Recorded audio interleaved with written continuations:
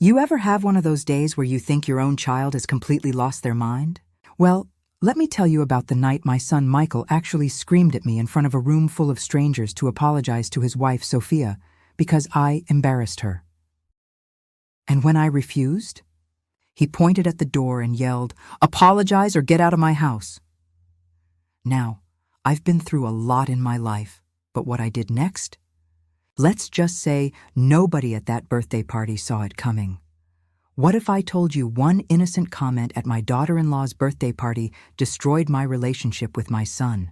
But what happened after I stood up in front of everyone and apologized? That changed everything. The twist at the end will leave you speechless. Stay with me because you need to hear how this whole thing played out. So there I was, standing in the marble entryway of my son's brand new house. And when I say house, I mean the kind of place you see in those real estate magazines that make you wonder who actually lives like this. Michael had done well for himself, I'll give him that. The tech company he worked for paid him stupid money, and Sophia made sure every penny showed. The foyer alone was bigger than my entire living room, with one of those fancy curved staircases that seemed to go on forever. I remember thinking, who needs stairs this big? Are they training for a marathon? But I kept my mouth shut because tonight was Sophia's 30th birthday, and she'd made it very clear this was going to be an elegant evening. Her exact words. She'd even sent out invitations on this thick cream-colored cardstock with gold lettering. For a birthday party, I'd almost laughed when I got mine in the mail, but then I saw Michael's face when he asked if I was coming, and I knew this mattered to him. So I put on my nicest dress, the navy blue one I usually save for weddings, grabbed the gift I'd carefully wrapped, and drove over to their place in the suburbs. The house was already packed when I arrived. And I do mean packed. Sophia had invited what looked like half the city. Women in cocktail dresses that probably cost more than my car payment. Men in sport coats talking loudly about things like cryptocurrency and golf handicaps. Everyone held champagne flutes and stood in little clusters, laughing in that forced way people do when they're trying to impress each other. I spotted Michael across the room, looking sharp in a gray suit I'd never seen before. He caught my eye and waved me over, his face lighting up the way it used to when he was little, and I'd pick him up from school. That smile, that was my boy. I made my way through the crowd, dodging elbows and nearly getting champagne spilled on me twice. "Mom, you made it!" He pulled me into a hug, and for a second, everything felt normal. This was just Michael, my son, the kid who used to bring me dandelions from the yard and call them flowers. "Of course I made it," I said, squeezing him back. "Wouldn't miss it. Where's the birthday girl?" He gestured toward the back of the house. "She's in the dining room, showing everyone the cake. Wait till you see it, Mom. It's incredible. 4 tiers, custom designed, flown in from some bakery in New York City." I raised my eyebrows. "Flown in? For a cake?" He laughed, but there was something uncomfortable in it. "Yeah, well, Sophia wanted it to be special. Everything with Sophia had to be special. Extra. Over the top. Don't get me wrong.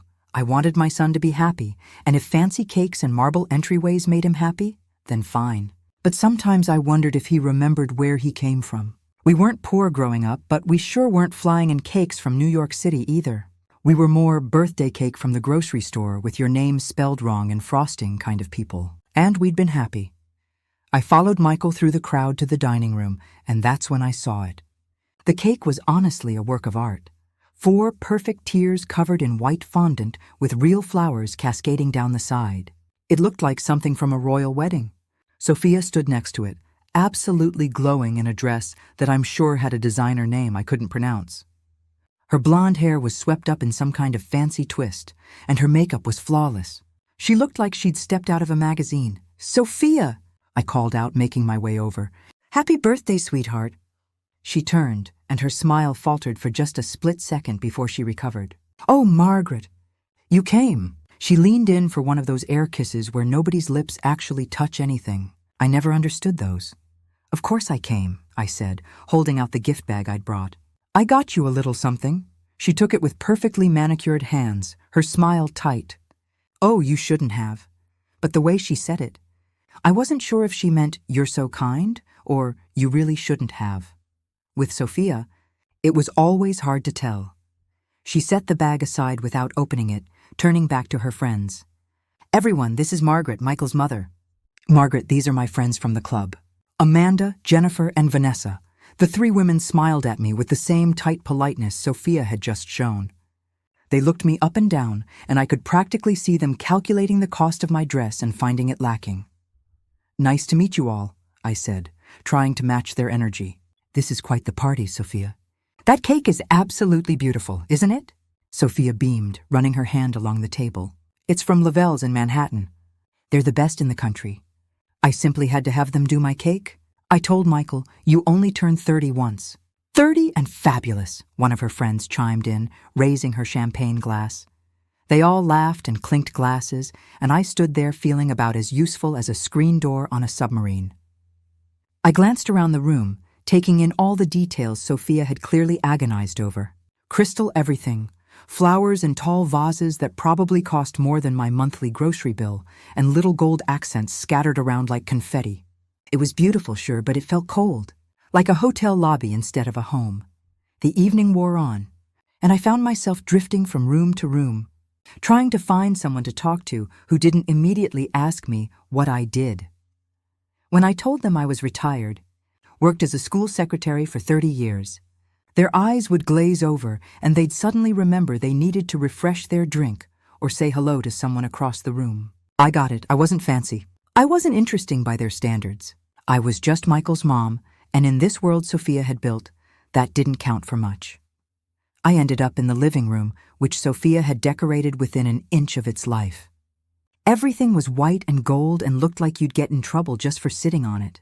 I perched carefully on the edge of a velvet sofa, worried I might somehow stain it just by existing. That's when I saw it. The photo on the side table. It was Michael and Sophia from years ago, back when they first started dating in college. I picked it up, smiling at the memory. God, they looked so young. Michael in his old university sweatshirt, Sophia in jeans and a simple t-shirt, both of them grinning at the camera without a care in the world. This was before the money, before the mansion, before the imported cakes and crystal champagne flutes.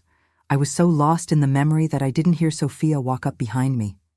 "Oh, that old thing," she said, her voice startling me. I looked up to find her standing there with a few of her friends in tow. "Michael insists on keeping it out. I keep telling him we have much better photos now." I smiled, setting the picture back down. "I love this one. You both look so happy, so real." Something flickered across Sophia's face. "Well, we've come a long way since then, thank goodness."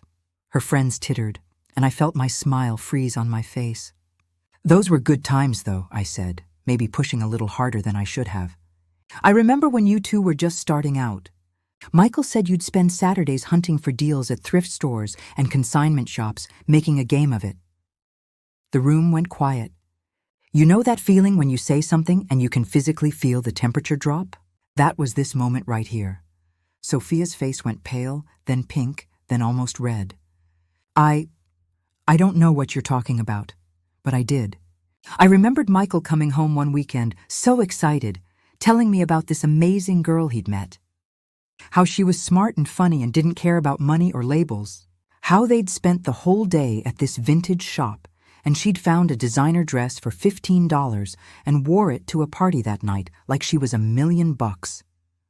He'd been so proud of her, so in love with the fact that she was different from all the other girls who just wanted him to spend money on them.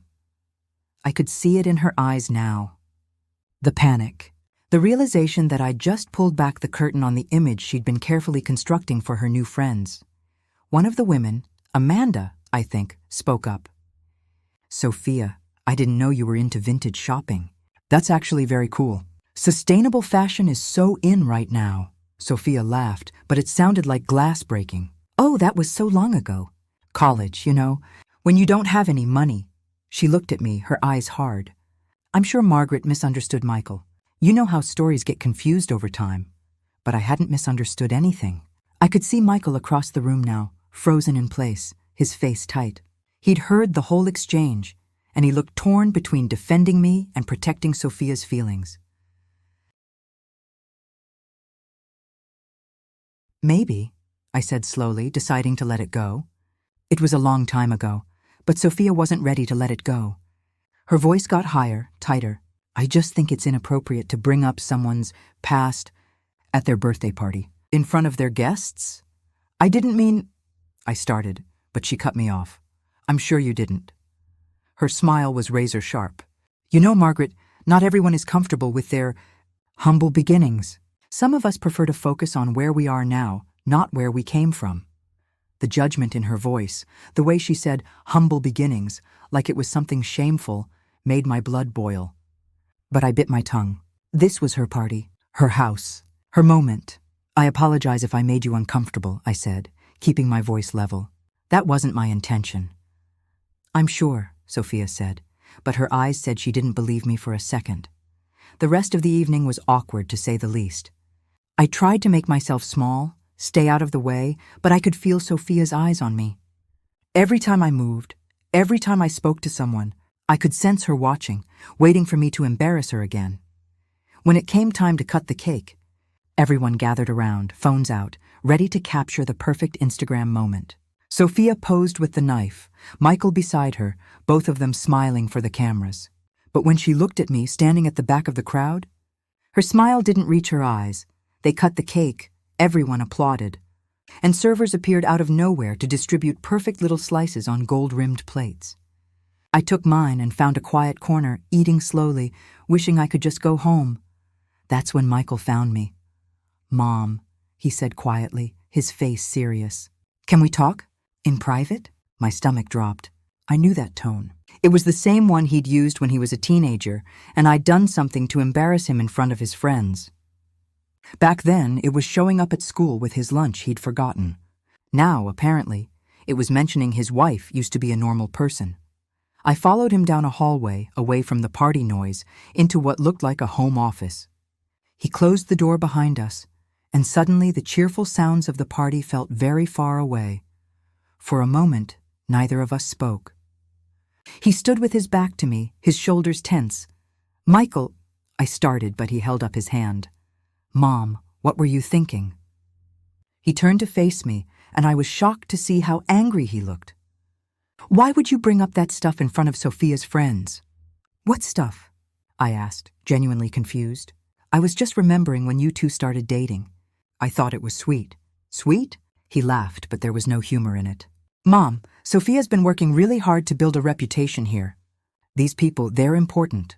They're her network, her friends. And you just... He ran his hand through his hair, frustrated. You made her look bad. I made her look bad by saying she used to shop at thrift stores? I couldn't keep the disbelief out of my voice. Michael, there's nothing wrong with that. You used to be proud of it. You told me she was different, that she didn't care about all this stuff. That was before, he said quietly. Before what? Before the money? Before she decided to pretend she was someone she's not?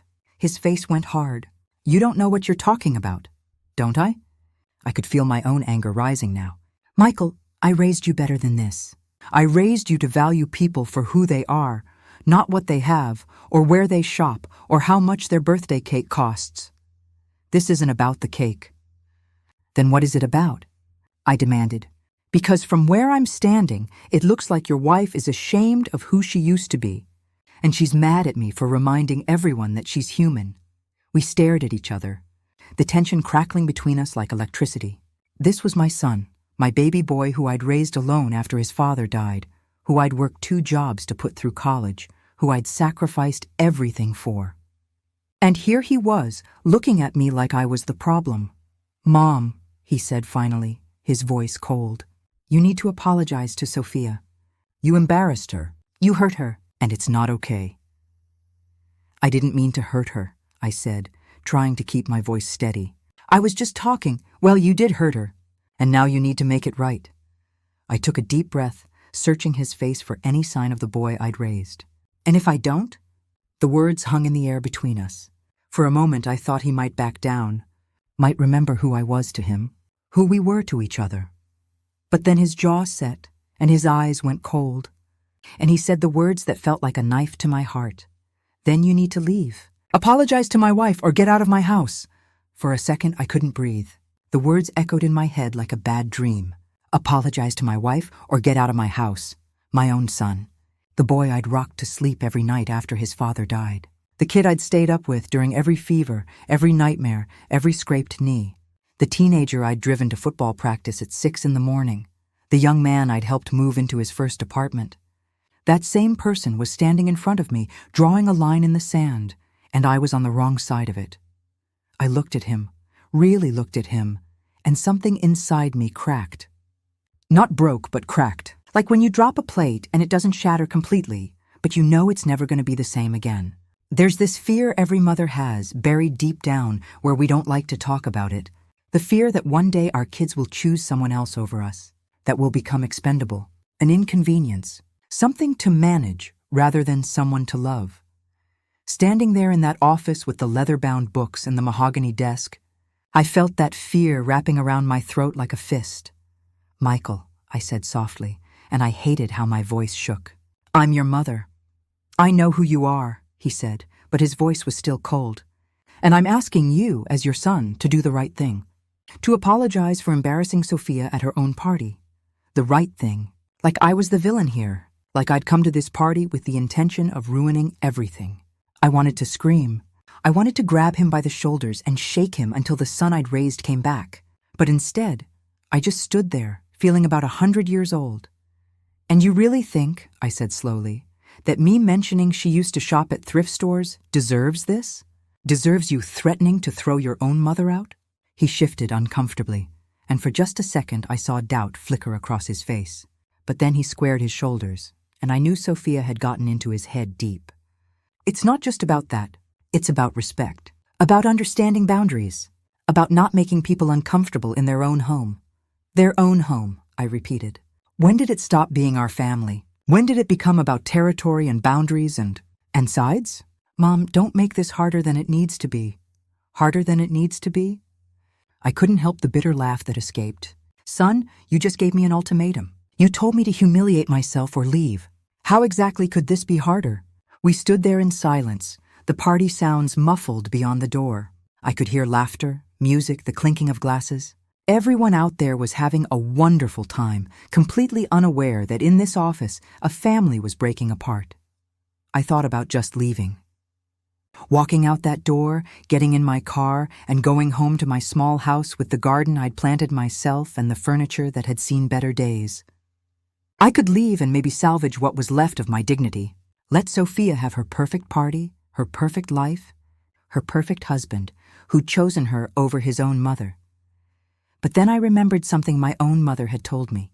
Years ago, when I was dealing with my own problems, she'd said, "Margaret, sometimes you gotta stand up for yourself even when it costs you everything. Because if you don't, you'll lose yourself, and that's a price too high to pay." I'd never really understood what she meant until right now. I took a deep breath and looked my son straight in the eye. "Okay," I said, my voice steady now. "I'll apologize." Relief washed over his face. "Thank you, Mom. I knew you'd, but I'm gonna do it my way," I continued, in front of everyone. Since apparently that's where I committed this terrible crime. He hesitated, something like worry crossing his features. "Mom, just keep it simple, okay? Just say you're sorry for the misunderstanding and—" "Michael," I cut him off. "You asked me to apologize. I'm gonna apologize. Now, are we done here?" He studied my face for a long moment, trying to read me the way he used to when he was little, and testing how much he could get away with. But I kept my expression neutral, calm. Finally, he nodded. "Yeah, we're done." "And Mom?" His voice softened just a fraction. "Thank you." I didn't respond. I just walked past him, opened the door, and stepped back into the hallway. My heart was pounding so hard I could hear it in my ears. My hands were shaking, so I clasped them together in front of me. I had no idea what I was going to say, but I knew one thing for certain. I was done being quiet. The party was in full swing. People had moved from the dining room into the main living area, spreading out across Sophia's perfectly decorated space. I could see her holding court near the fireplace, surrounded by her friends, laughing at something one of them had said. She looked radiant, victorious even, like she'd won some battle I hadn't known we were fighting. I made my way through the crowd, and gradually, people started to notice me. The conversations got quieter. Heads turned. Someone nudged Sophia, and she looked up, her smile faltering when she saw me approaching.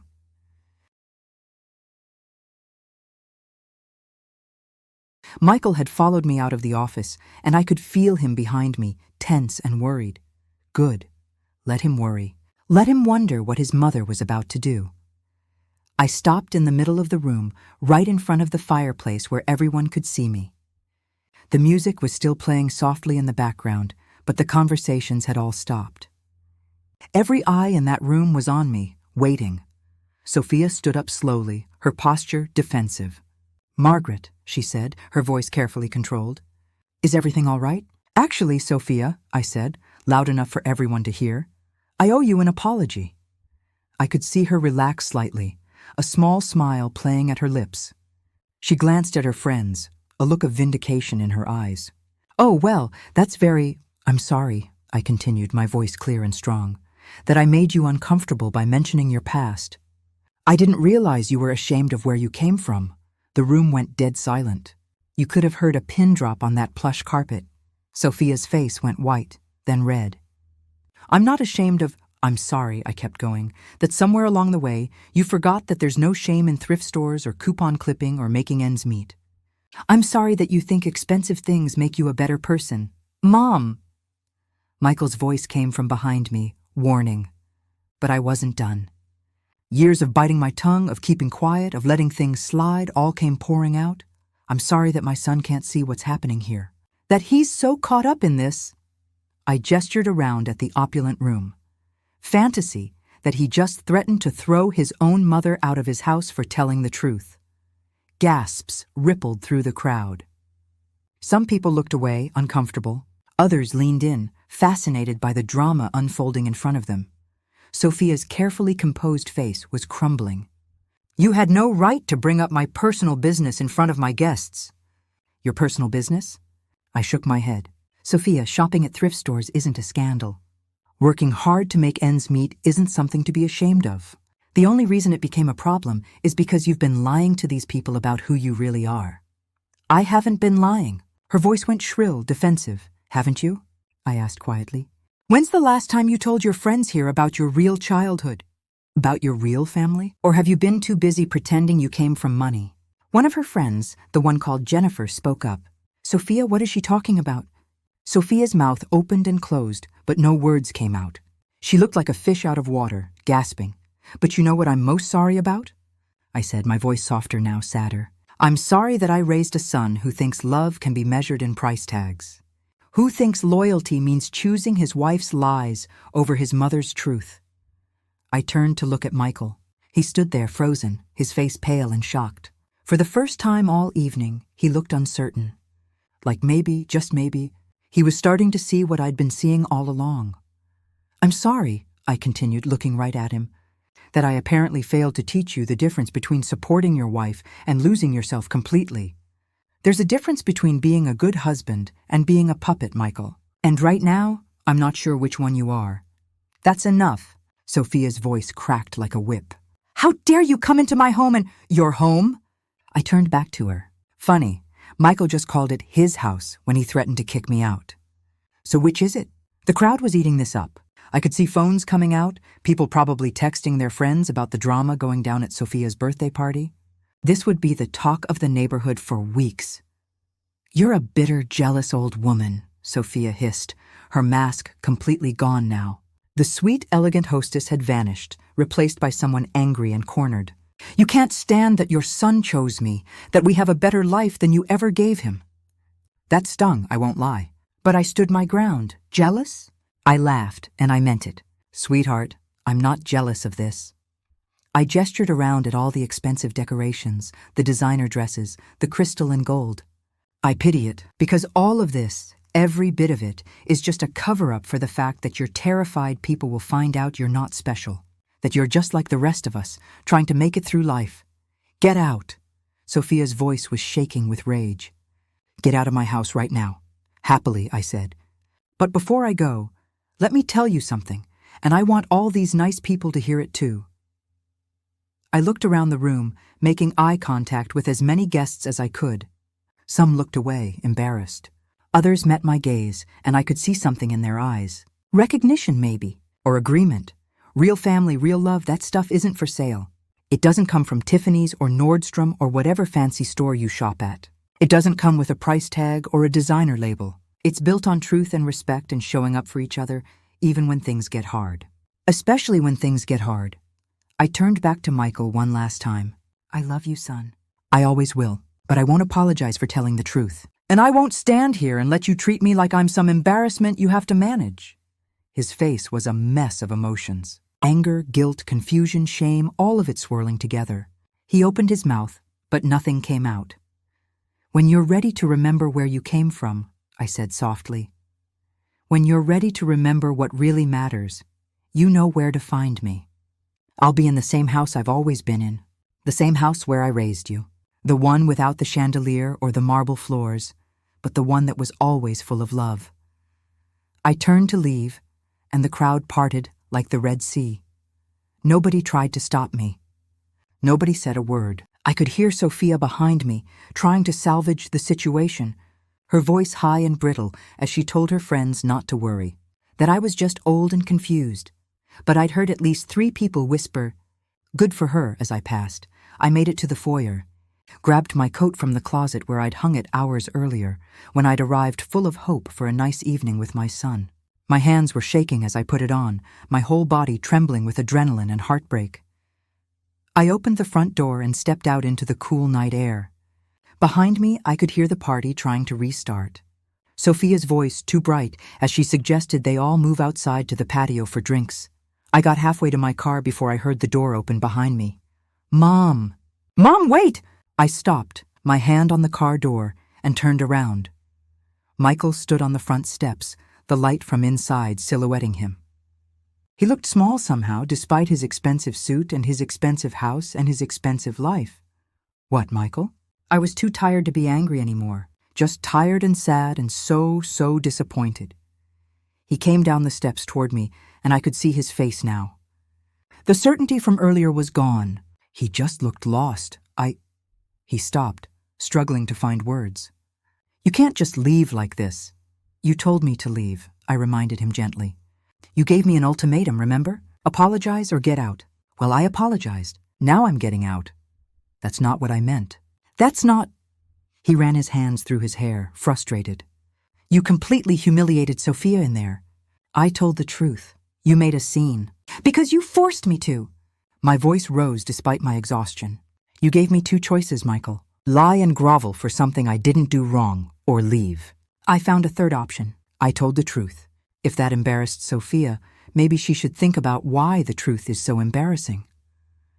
He stared at me, and for a long moment, neither of us spoke. From inside, we could hear the party ramping back up, people trying to pretend like everything was normal. "She's my wife," he said finally. "I have to support her." "Supporting her doesn't mean abandoning your mother," I said. "It doesn't mean choosing lies over truth. It doesn't mean forgetting who you are." "I know who I am. Do you?" I asked.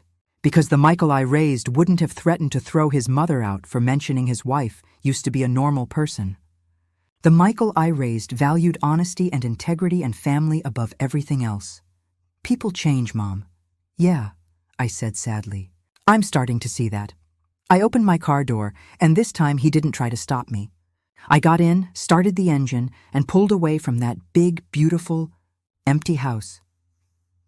In my rearview mirror, I could see Michael still standing in the driveway, watching me go, and I wondered if I'd just lost my son forever. I drove home in complete silence. Didn't turn on the radio, didn't roll down the windows. Just me and the quiet hum of the engine and the streetlights passing by one after another. When I pulled into my driveway, I just sat there for a minute, staring at my little house. The porch light was on, the one I'd left burning before I went to the party. The garden was a bit overgrown. The paint could use a touch-up, and the mailbox was crooked from when the neighbor kid hit it with his bike last summer. It wasn't much, but it was real. It was mine, and right then that meant everything. I went inside, kicked off my heels, and sat down on my old couch. The one with the cushions that had a permanent dent from years of me sitting in the same spot. And then finally I let myself cry. Not the pretty kind of crying you see in movies. The ugly kind. The kind where your whole body shakes and you can't catch your breath, and you're not even sure if you're sad or angry or just completely exhausted. I cried for my son. For the little boy he used to be and the man he'd become. I cried for the relationship we'd had and the one that might be gone forever. And I cried for myself, for having to make that choice, for having to stand up for myself, even when it cost me everything. But you know what? Somewhere in the middle of all that crying, I felt something else. Relief. Like I'd been holding my breath for months, maybe even years, and I'd finally let it out. I'd finally said what needed to be said. I'd finally stopped pretending that everything was fine, when it so clearly wasn't. I must have fallen asleep on the couch, because I woke up to sunlight streaming through the windows and my phone buzzing like crazy. On the coffee table, I grabbed it, squinting at the screen. 12 missed calls, 23 text messages. What in the world? The first call was from my sister, Emma. I called her back, and she picked up on the first ring. Oh my God, Margaret. I've been trying to reach you all night. What happened? Susan's daughter was at that party, and she told Susan, who told me, and... Emma, slow down, I said, my voice still hoarse from crying. What are you talking about? The party! Sophia's birthday. Is it true? Did you really tell her off in front of everyone? I sighed. Of course it was already making the rounds. I didn't tell her off. I told the truth. Well, honey, from what I heard, it was epic. Susan said her daughter sent her a video. Half the people there were recording. My stomach dropped. A video? Yeah, it's been going around. Do you want me to send it to you? No, I said quickly. Definitely not. But Emma, being Emma, sent it anyway. And against my better judgment, I watched it. There I was, standing in the middle of that fancy living room, telling Sophia and Michael exactly what I thought. Watching it from the outside, I barely recognized myself. I looked strong, confident, completely sure of every word I was saying. The comments were wild. Most people were on my side. Good for her. That mother-in-law is a queen. Sophia had it coming. But there were others too. People calling me bitter, jealous, out of line. It stung, but not as much as I thought it would. Over the next few days, my phone didn't stop ringing. Old friends calling to check on me. People I hadn't talked to in years, reaching out to say they'd seen the video, and they were proud of me. Even a few strangers who'd somehow gotten my number wanted to tell me their own stories about standing up to difficult in-laws or ungrateful children. But the one call I wanted didn't come. Michael never reached out. A week passed, then 2. I went about my life, tending to my garden, meeting Emma for lunch, going to my book club. But there was this hole in my chest where my son used to be. I'd catch myself wanting to call him, to tell him about something funny I'd seen, or to ask his advice about fixing the leaky faucet in the bathroom. Then I'd remember, and the hurt would wash over me all over again. It was 3 weeks after the party when Emma called me with news. "You're not going to believe this," she said, her voice practically vibrating with excitement. "But Sophia's world is falling apart." "What do you mean?" "Okay, so you know Jennifer, one of Sophia's friends who was at the party? Well, she's in my Pilates class. And apparently after you left, people started asking questions. Real questions about Sophia's past, her family, where she really came from. And the more Sophia tried to dodge the questions, the more suspicious everyone got. I sat down, my heart pounding. And someone did some digging. Turns out Sophia's been lying about a lot more than just thrift store shopping. Her family isn't wealthy. Her dad's a mechanic in Ohio, her mom works at a grocery store. She didn't go to some fancy private school like she told everyone. She went to regular public school, just like the rest of us. How did people find this out? Social media, mostly. Someone found her mom's Facebook page, saw old family photos, found her high school yearbook online. It all came out, Margaret. Every lie. And the fancy friends? They're not happy. They feel like she made fools of them. I should have felt vindicated. Satisfied, even. But all I felt was sad. Sad that Sophia had felt she needed to lie in the first place. Sad that she'd built her entire life on a foundation that was bound to crumble. "What about Michael?" I asked quietly. Emma paused. "I don't know, honey. I haven't heard anything about him. That night I couldn't sleep. I kept thinking about my son, wondering how he was handling all of this. Was he angry at Sophia for lying? Was he angry at me for exposing the truth? Was he okay? At 2 a.m, my doorbell rang. I wrapped my robe around me and went to the door, my heart racing. Through the peephole, I could see Michael standing on my porch. He looked terrible. His hair was messy, his eyes were red, and he was wearing sweatpants and an old hoodie, the kind of clothes he hadn't worn in years. I opened the door. "Mom," he said. and his voice cracked on the word. "Come in," I said softly, stepping aside. He walked into my living room, the same room he'd grown up in, and just stood there looking around like he was seeing it for the first time, or maybe like he was remembering it for the first time in years. "I'm sorry," he said finally, turning to face me. "I'm so sorry, Mom." I wanted to hug him, to tell him everything was okay, but I held back. "We needed to talk first. Really talk. Sit down," I said, gesturing to the couch. We sat together, and for a long moment neither of us spoke. Then slowly he started talking. "Everything's been a lie," he said, his voice hollow. "Not just the stuff about her family, but everything. The wine, she said, was imported from some exclusive French vineyard. I found the Costco receipt. You were right, Mom. The designer bags, half of them are knockoffs. The stories about her childhood, her friends, her education, all lies. Michael—" "No, let me finish."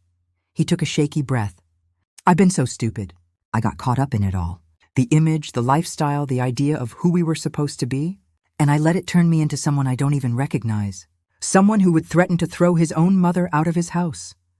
Tears were running down his face now. "You raised me better than that. You raised me to value truth and integrity and family.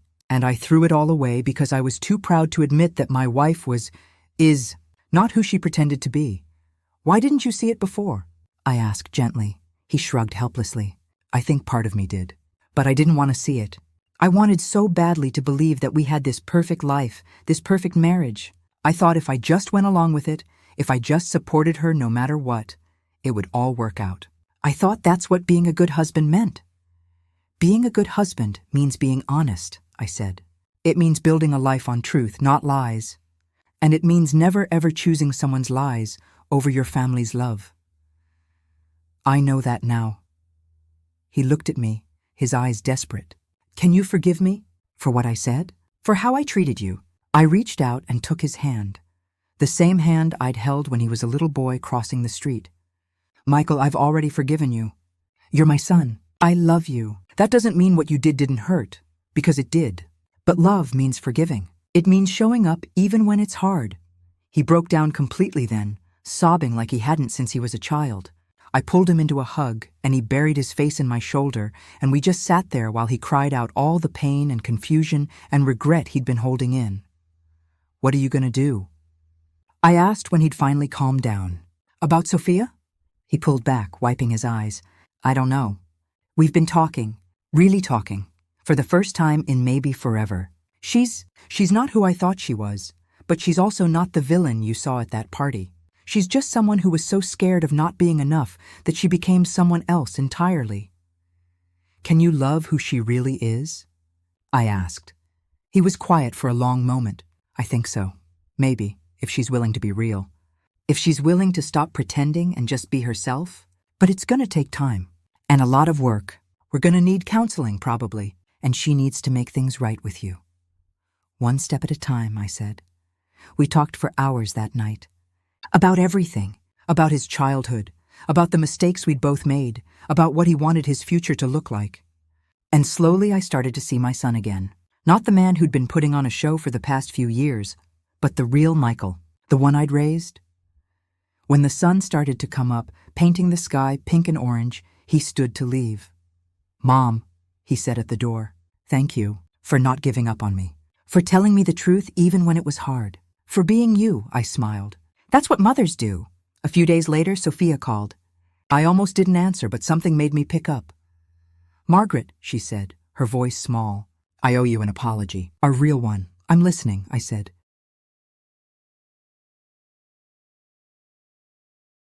"You were right. About everything. I was ashamed of where I came from, and I built this whole fake life because I thought it would make me happy, make me worthy. But all it did was make me into someone I don't even like. Someone who was cruel to you when all you did was be kind." She took a shaky breath. "I'm sorry. I'm so sorry for how I treated you, for turning Michael against you, for everything." "You deserved better. Thank you," I said. "That means a lot." "I'm working on it," she continued. "Being real, I mean. I called my parents for the first time in 2 years. I told my friends the truth. Most of them stopped talking to me, but the ones who stayed, they're better friends than the fake ones ever were." "That's good, Sophia. That's really good." I was wondering, she said hesitantly. If maybe we could start over. I'd like to get to know you, the real you, and I'd like you to know the real me. I smiled. I'd like that too. It wasn't perfect. It took months of conversations, of awkward dinners, of slowly rebuilding trust. Michael and Sophia sold the mansion and moved into a normal house in a normal neighborhood. They downsized, simplified, and started building a life based on what actually mattered. Sophia introduced me to her parents, who turned out to be lovely, down-to-earth people who were just happy to have their daughter back. She started volunteering at a thrift store, coming full circle in the best way. And Michael? He started coming over for Sunday dinners again, just like he used to. One Sunday, about 6 months after that disastrous birthday party, we were all sitting in my backyard. Me, Michael, Sophia, Emma, and Sophia's parents. We were eating burgers I'd grilled myself, drinking lemonade, and laughing about something silly. Sophia caught my eye and smiled. A real smile this time, one that reached her eyes. "Thank you," she mouthed. I nodded, feeling my heart swell with something I hadn't felt in a long time. Hope. Because here's the thing I learned. Standing up for yourself is terrifying. It might cost you everything, but sometimes when you're brave enough to tell the truth, when you're strong enough to stand your ground, something beautiful happens. The lies fall away, and what's left is real. Messy and imperfect and sometimes hard, but real. And real, I've learned, is worth fighting for. My son had found his way back to me. My family was healing, and sitting there in my overgrown garden, surrounded by people I loved who finally knew how to love me back, I felt something I hadn't felt in years, complete and total happiness. We weren't perfect. We'd never be perfect. But we were real, we were together, and we were finally truly okay. And honestly, that was better than any mansion, any designer label, any imported wine could ever be. That was family. That was love. That was home. The end, if you made it this far. Thank you for sticking with me through this wild ride. Have you ever had to stand up for yourself even when it felt like you might lose everything? Drop your story in the comments. Let's remind each other that we're stronger than we think. Hit that subscribe button if you want more real stories about real people fighting for what matters. Because at the end of the day, the truth might hurt, but it also heals. And that's something worth holding on to.